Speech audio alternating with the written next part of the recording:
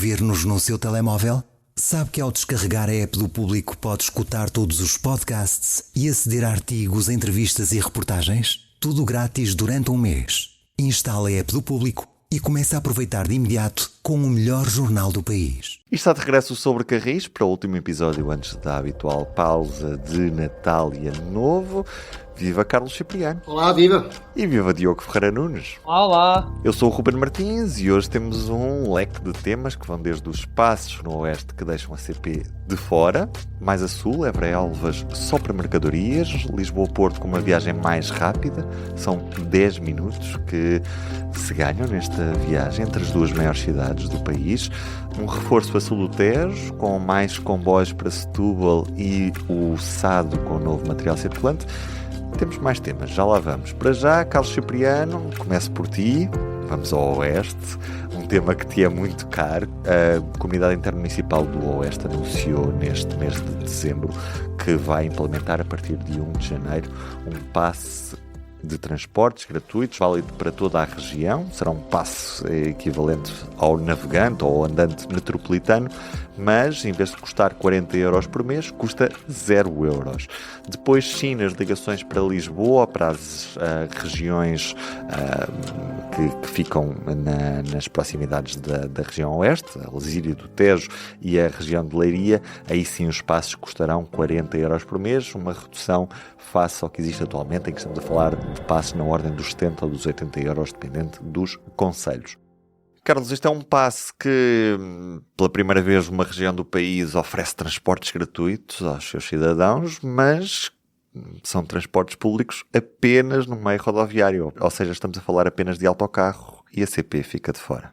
Sim, fica de fora, mas apesar de tudo é de louvar esta iniciativa que faz da região oeste a primeira do país a oferecer um serviço público gratuito de transportes, ou seja, os cidadãos de uma região vasta que vai desde a Ruda dos Vinhos e Alenquer a sul até Alcobaça e Nazaré a norte, vão poder viajar gratuitamente nos autocarros todos desta região, com um passe aberto, sem pagar nada, o que vai claramente promover a mobilidade na região.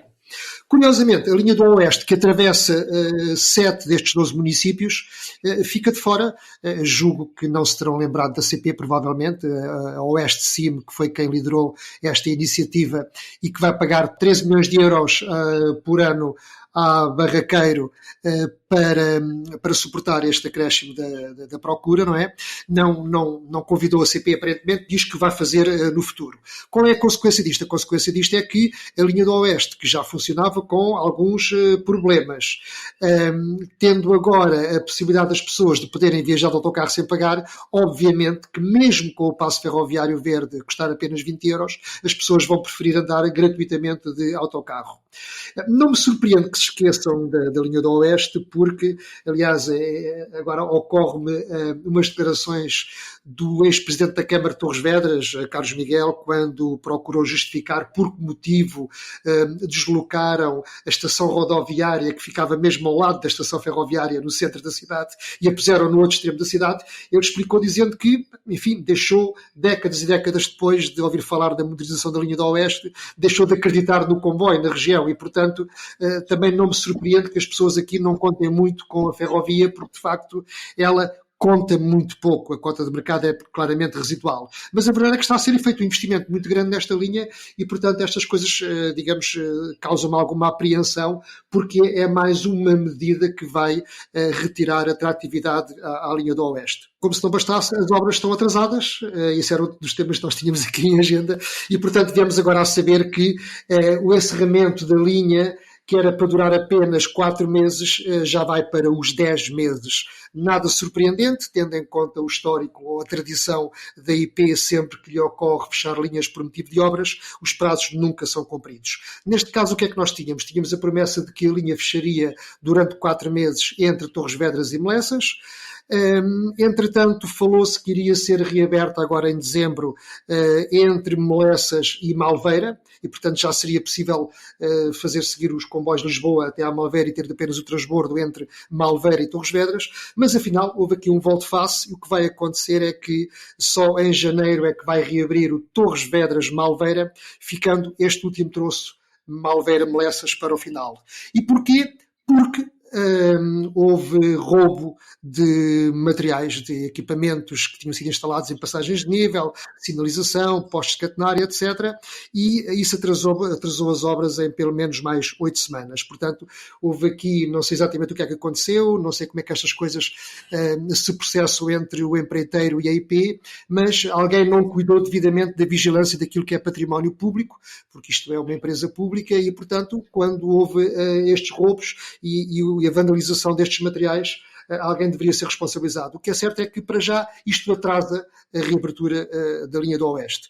E, por fim, como se isto não bastasse, constatamos que o tipo de modernização que está a ser feito, e nós já falámos nisso, não vai tornar a linha muito mais competitiva em relação ao que existia antes. Os comboios vão continuar a demorar muito tempo entre a Zona Oeste e Lisboa e, nas próprias estações, as obras estão a ser feitas, nem sequer estão a dar mais conforto aos passageiros.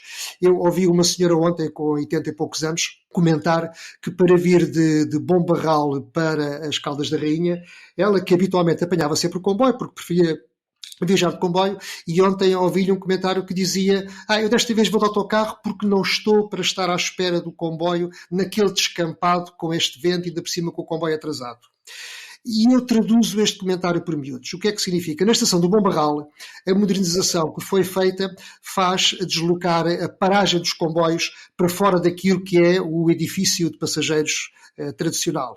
E no seu lugar foi construído um abrigo que parece uma paragem de autocarro, e confesso que já vi paragens de autocarro com mais conforto do que aquele banquinho com um tetozinho por cima e que não protege as pessoas nem do frio nem da chuva.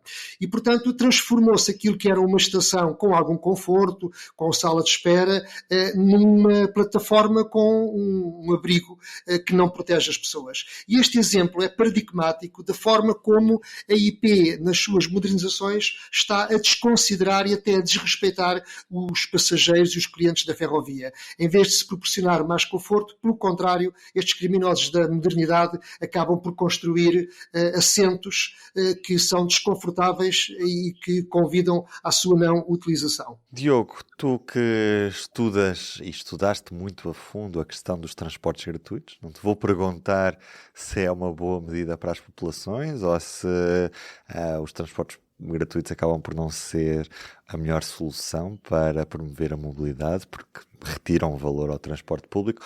O que te vou perguntar é se faz sentido criar um passe gratuito que, à partida, deixa parte dos passageiros de fora. Não só deixa parte dos passageiros de fora, como para já não se fala em nenhum reforço da oferta ou da cobertura territorial. Porque quando estamos a falar de uma região como a Oeste, estamos a falar de uma região uma região muito espraiada. Ou seja, muitas das pessoas que moram no Oeste não vivem propriamente nas cidades. Eu digo cidades de Torres Vedras, estamos a falar de Mafra, Malveira, Alenquer. Há muita gente a viver de forma dispersa. Como é que se responde a estas pessoas? Porque eu saiba, ainda não há um sistema de transporte a pedido nesta região. Sei que há, por exemplo, na região do Médio Tejo, que cobre, por exemplo, Tomar e Torres Novas e arredores, mas na região do Oeste não tenho conhecimento de qualquer oferta deste tipo. Portanto, como é que o passe gratuito vai chegar a estas pessoas se o autocarro nem sequer parar lá e se não houver alternativas? Não sei se não há aqui um risco de começarmos a casa pelo telhado, porque os estudos internacionais sobre a gratuidade nos transportes não têm não têm dado muitos benefícios sobre a transferência modal. Ou seja, quem já andava de carro continua a andar de carro. O que acontece é que as pessoas que já andavam de transporte pagam menos pelo transporte. Não há grande alteração. E nas grandes cidades há inclusive o risco de pessoas que se deslocavam em meios suaves, tipo bicicletas, trotinetes e outros meios desse género, passarem para dentro do autocarro. Ou seja, em vez de estarem a melhorar a sua sustentabilidade, de melhorarem a sustentabilidade da sua deslocação, estão a piorá-la, inclusive. Apesar de tudo, desculpa, mas quer dizer, ainda assim vejo algumas vantagens, não é? E a maior delas é, para as pessoas que já eram utilizadoras dos transportes públicos, o facto de deixarem de pagar um passe e viajarem gratuitamente, isso corresponde a um aumento do rendimento disponível para muitas famílias. Na prática, é quase como um aumento do ordenado, e isso é de valorizar. Por outro lado, era também para salientar que isto é só para as carreiras intermunicipais dentro do Oeste, é também para os autocarros que ligam, por exemplo, Alcobaça, Peniche, Caldas da Rainha a Lisboa, naquilo que é o território intra-Oeste, as pessoas também não pagam, e inclusivamente as próprias redes de transportes municipais também passam a ser gratuitas. Refiro-me, por exemplo, ao TOMA. O TOMA é o transporte urbano nas Caldas da Rainha, ou o OBI no concelho de Óbidos, ou o STUT em Torres Vedras, passam também a ser gratuitos. E à partida, quer dizer, para mim é simpática a ideia de oferecer gratuitidade nos transportes públicos, se isso corresponder de facto a uma transferência modal da viatura particular para o transporte público. Só lamento de facto é que neste caso a CP tenha ficado fora. Depois do transporte gratuito, é que se a coisa corre mal, a pessoa vai reclamar do quê? Como é que pode exigir mais serviço se está a receber uma coisa de borla? Baixa o padrão de exigência do cliente. O custo deve ser reduzido. Agora, gratuidade total para todos e todos e todos, vamos ver. É de referir que isto vai custar 13 milhões de euros à Comunidade Intermunicipal do Oeste, ou seja, são dinheiros públicos para todo o efeito, não é? E há que ver também do outro lado como é que é a oferta, neste caso do Grupo Barraqueiro, porque basicamente é esta empresa que fica com a fatia de leão deste montante. Porque quais são os 3 operadores rodoviários que funcionam no Oeste? É a Rodoviária do Oeste, a Barraqueira Oeste e a Boa Viagem. As 3 empresas pertencem ao mesmo grupo. E há aqui também um problema, que é agora ver do lado da oferta, porque sabemos que a frota está envelhecida, é público, tem havido avarias, tem tido bastantes problemas, e vamos ver se agora vão ou não ter capacidade para responder à procura, ou se vão exigir mais uma compensação para depois poderem ter que comprar autocarros e para poderem assegurar a oferta. Enfim, vamos ver as cenas dos próximos capítulos. Eu que sou residente na região Oeste e que venho todos os dias trabalhar aqui para a área metropolitana de Lisboa, vou ter mais 360 euros por ano, portanto assim um pequenino aumento salarial. Parabéns, Ruben, podes pegar o próximo jantar. Prometido, está prometido. Vamos mais a sul, saímos do Oeste e vamos para o Alentejo. Isto porque também, Carlos Cipriano, vamos contigo. Évora-Elvas, que era suposto ser o primeiro troço português de alta velocidade, que teria comboios de mercadorias e comboios de passageiros a coexistir, afinal vai ficar só a ver mercadorias passar e os passageiros vão ter de se quedar por Évora. Bom, não sei, eu não posso corroborar essa afirmação, apesar da peça que está assinada por mim, porque, entretanto, o Ministro das Infraestruturas e Habitação, Miguel Pinto Luz, veio dizer que não, senhor, que aquilo teria, efetivamente, comboios de passageiros. Por outro lado, são inegáveis, ou são indesmentíveis as declarações que o Ministro fez numa reunião no Alentejo, que foram reproduzidas por um jornal digital no Alentejo, em que ele dizia que, de facto, a prioridade era para as mercadorias e que ponderaria lá mais para a frente, eventualmente, por serviço de passageiros.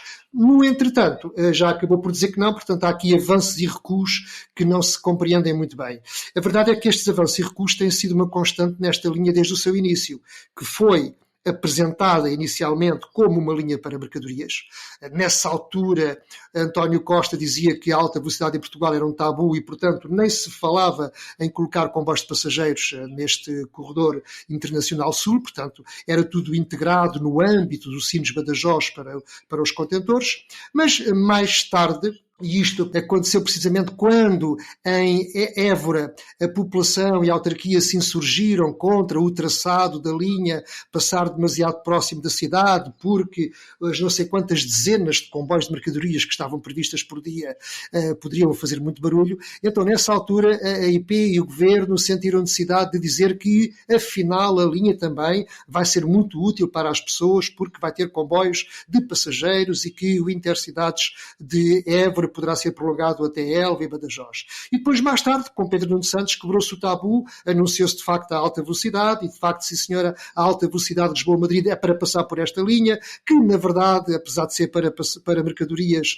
iria ter uma parametrização de 250 km/h, e portanto quebrou-se o tabu e a linha passou a ser apresentada como a linha de alta velocidade Lisboa-Madrid. No entretanto, há estas declarações de Miguel Pinto Luz, que, ao que parece, trava às 4 rodas, mas depois já veio dizer que não, e portanto eu acho que podemos voltar à situação inicial de que a linha vai ser para passageiros e mercadorias, mas vamos saber em que circunstâncias, porque Para já, segundo julgo saber, a CP pretende prolongar o Intercidades de Évora até Elvas. Não sei como é que vai a Badajoz, porque há aqueles problemas das relações transfronteiriças, e se for assim, se vai saber a pouco, porque o mercado está em Badajoz e não em Elvas. Depois, sabemos todos que quem fez este projeto desta linha desenhou um risco no mapa no Alentejo e esqueceu-se que Elvas deveria ter uma estação também para poder ser servida por esta nova via férrea. E, portanto, isso obriga ali uma inversão para poder chegar à estação antiga, que prejudica claramente o transporte de passageiros. Curiosamente, apesar de já se saber isto há 3 anos, quando as obras ainda estavam no início, não houve nenhuma iniciativa para fazer uma coisa tão simples quanto esta. Era construir um apiadeiro, uma plataforma com um pequeno edifício só com uma sala de espera, um quiosque, uma casa de banho e um parque de estacionamento. Coisa muito simples de fazer e que se calhar a própria autarquia poderia fazê-lo, num local perto da cidade, o mais próximo possível da cidade onde a linha passasse, para poder servir Elvas. E, de facto, ainda ninguém teve essa iniciativa. Portanto, isso, por outro lado, faz-nos pensar que não há muito interesse em pôr ali serviço de passageiros. Olha, Ruben, na verdade, não te sei responder porque os sinais são contraditórios. Diogo, podemos mesmo ter uma linha nova com capacidade para ter comboios a 250 km por hora sem esses comboios circularem por lá, ou seja, reduzida a mercadorias? Faz sentido? Quando sabemos que esta linha aproxima tanto Badajoz e Elvas e Porto Alegre também da cidade de Lisboa e do litoral do país? Neste momento, como isto está, o que pode acontecer no máximo e não havendo o tal tradutor, o STM, do sistema ETCS com o sistema Convel, no limite o que é que pode acontecer? Um comboio vindo de Madrid fica em Évora, e não pode ir a Lisboa porque não tem o STM e não tem o Convel e tudo. E o comboio da CP, o Intercidades, limita-se a ir a Elvas, sendo que tem que ir à estação antiga de Elvas, porque há uma estação Elvas AV, mas aquilo que se tem percebido, a estação Elvas AV de alta velocidade não é onde vão parar, não é onde vão parar os passageiros, vai ser em Elvas, a estação de Elvas da linha do Leste, que, como o Carlos referiu, vai representar uma perda de tempo. Agora, a linha ser posta a funcionar e não haver serviço de passageiros é pura e simplesmente um desperdício de dinheiro. De dinheiro, orçamento do Estado e dinheiro de fundos europeus. E se isso acontecer, é bom que a Comissão Europeia venha cá investigar o que é que se passa. Porque anda-se a gastar dinheiro e depois os passageiros não são servidos, é um pouco indecente, diria eu. Espera-se que a situação seja resolvida rapidamente. Ainda há tempo, porque as obras estão atrasadas. Ainda há tempo de se pôr as coisas a funcionar como deve ser. Caso contrário, é uma valente desilusão para toda a gente. E para todas as promessas que foram feitas nos últimos anos. Entretanto, finalmente temos novidades na linha do Norte com o aproximar de Lisboa e Porto, graças à conclusão das obras mais a norte, que se prolongavam já por vários anos e que, Diogo, poupam 10 minutos na viagem entre estas duas cidades. 10 minutos para já, porque daqui a um ano, porquê que se poupa 10 minutos para já? Porque acabaram, finalmente, em meados deste ano, as obras de renovação da via entre Espinho e Gaia. Finalmente, ao fim de 4 anos e de um alfa pendular a demorar 2 horas e 58 minutos entre Santa Apolónia e Porto Campanhã. É à conta disso que a CP pôde recuperar, para sermos mais precisos, porque já houve alfa pendular a viajar em 2 horas e 40 minutos, é bom lembrar.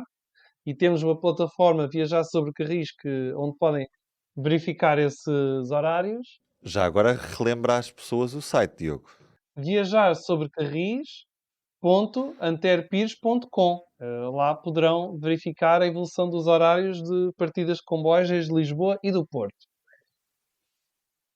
Entraram-se os 10 minutos porque acabaram essas obras, mas as coisas na prática para já não têm corrido muito bem. Porquê? Porque também há obras a decorrer entre Val de Figueira e a estação de Santarém, que também têm causado alguns afrouxamentos nos comboios.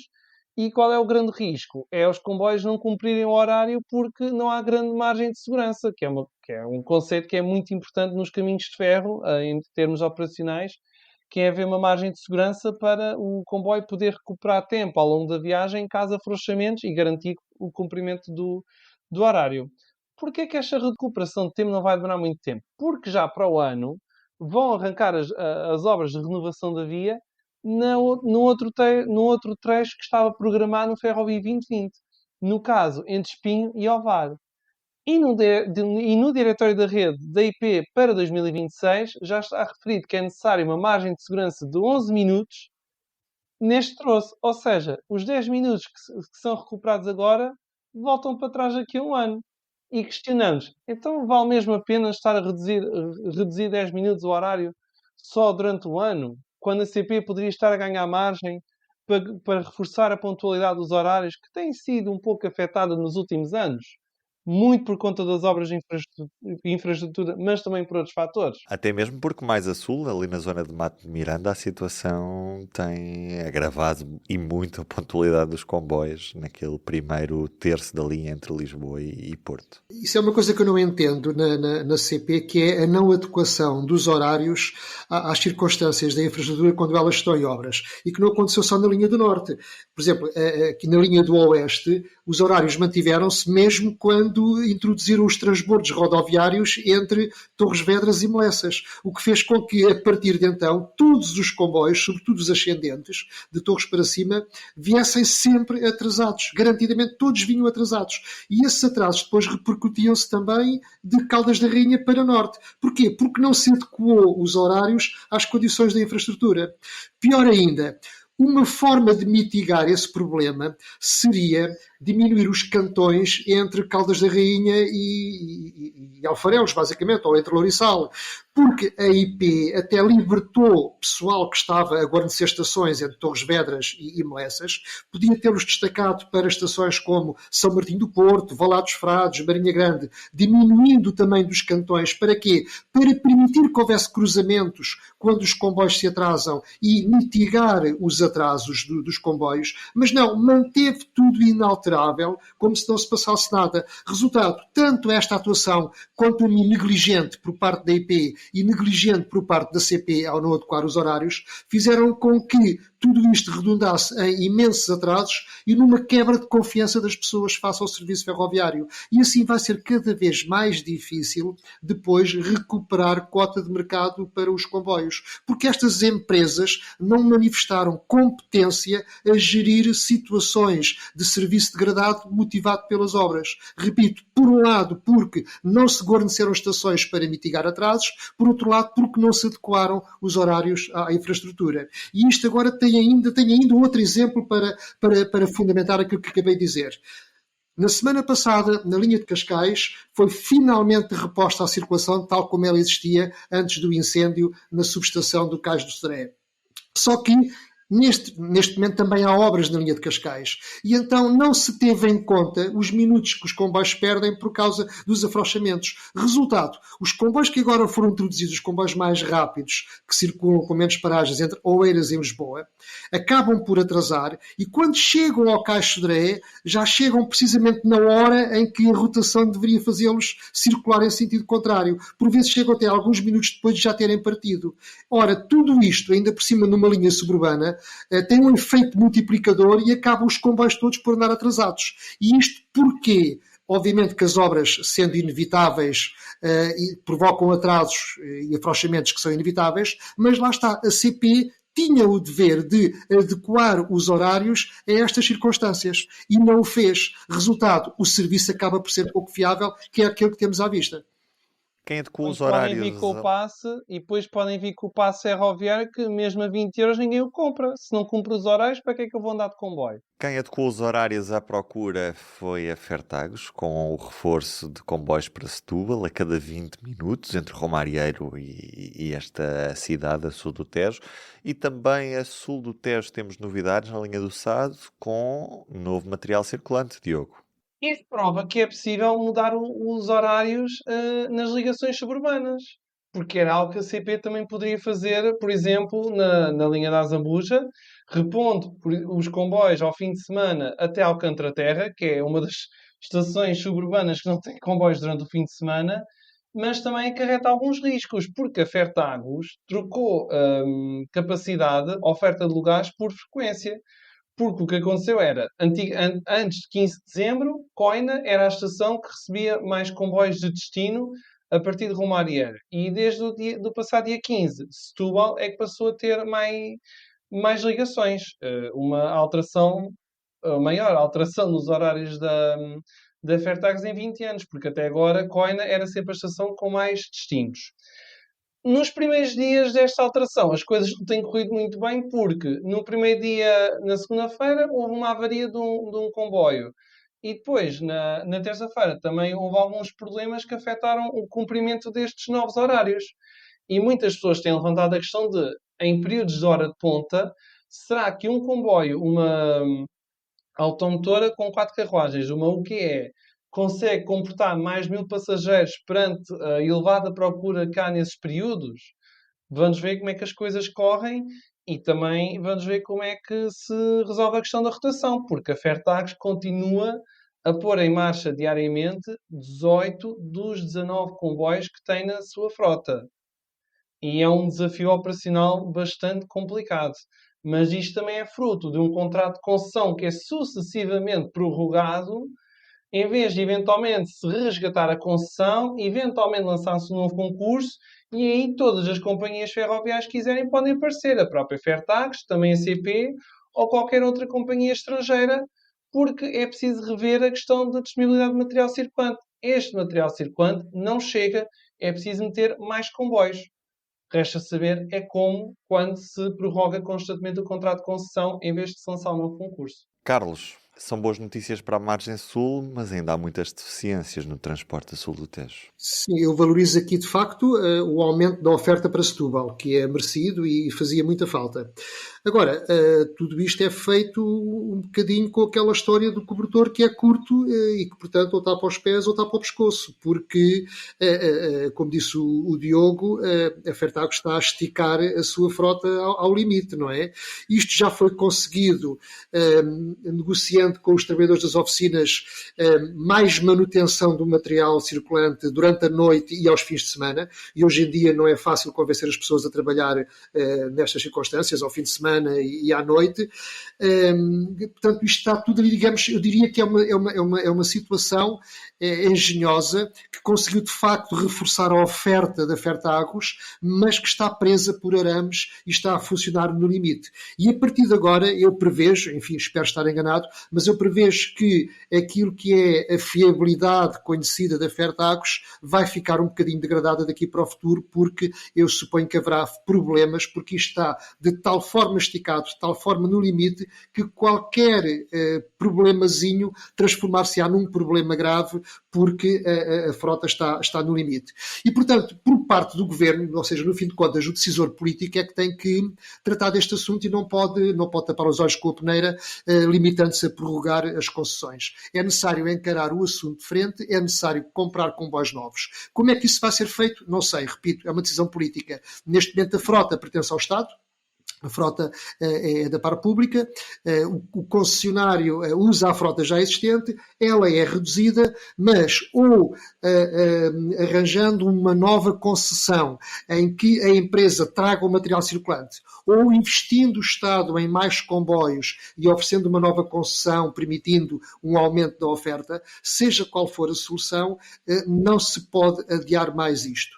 E eu achei piada que, mais uma vez, o Governo, e nenhum Governo resiste a estas coisas, vem fazer um comunicado e dentro das redes sociais que, sim senhor, agora o serviço melhorou imenso na margem sul, quando na verdade nós sabemos que não se resolveu o problema, porque o problema é de fundo. São necessários mais comboios e, sobretudo, é necessário que o serviço da margem sul se prolongue até a Gare do Oriente, porque estamos há décadas a ver os comboios da Fairtax a chegarem a Rua Marieiro e depois fica ali aquele troçozinho que não liga à Gare do Oriente, que é a grande Gare intermodal e de facto onde poderia haver ali de facto ligações para o centro e para o norte do país. E estas questões que são cruciais, estas questões que resolvem os problemas das pessoas, não estão a ter resolução. Outra das notícias dos últimos dias trata-se de um relatório internacional que coloca a CP entre as piores operadoras ferroviárias da Europa no que toca aos serviços de longo curso.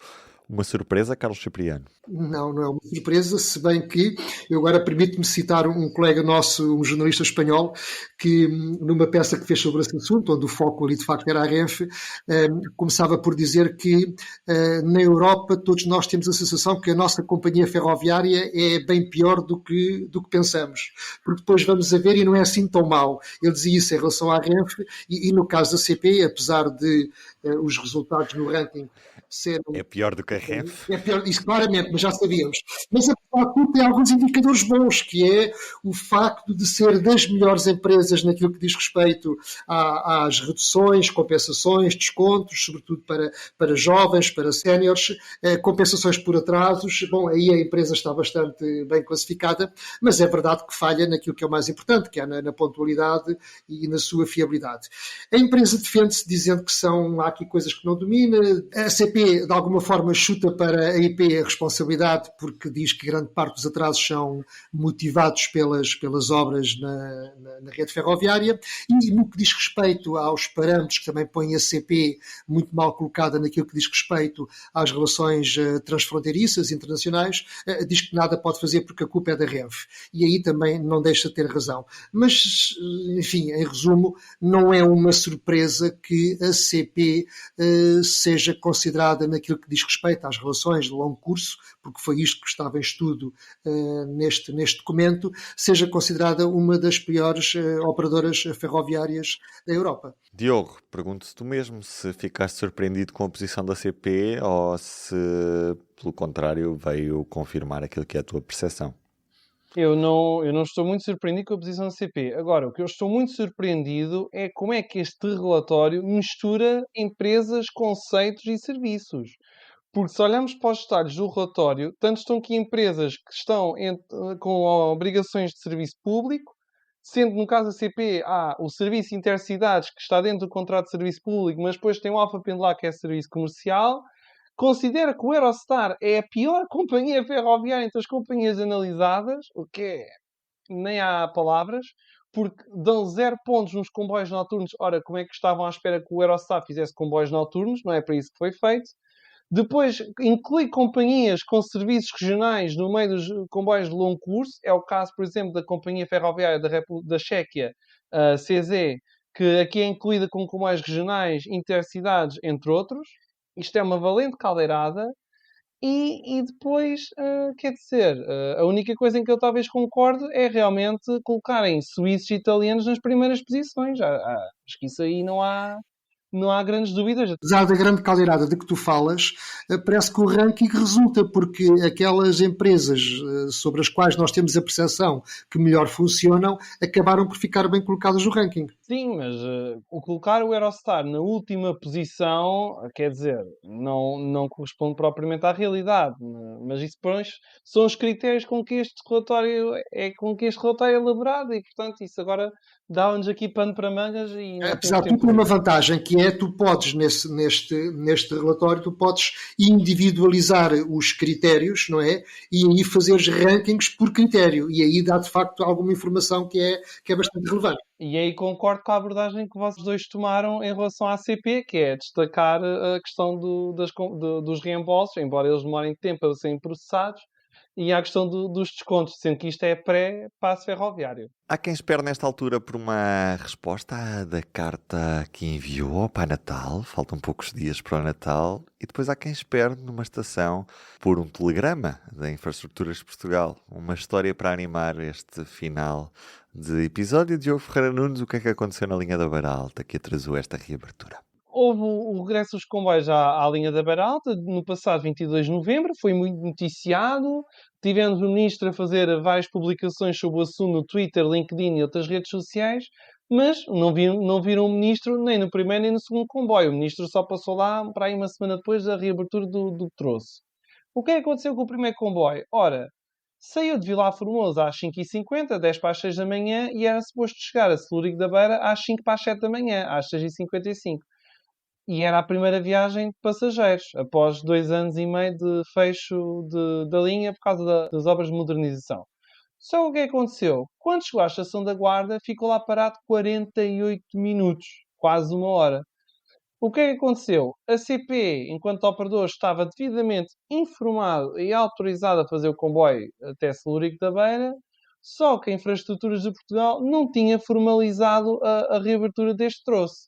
Ora, mandam as regras de segurança que, após obras, é preciso cumprir rigorosamente as regras, portanto, só com a autorização por escrito é que o comboio pode avançar.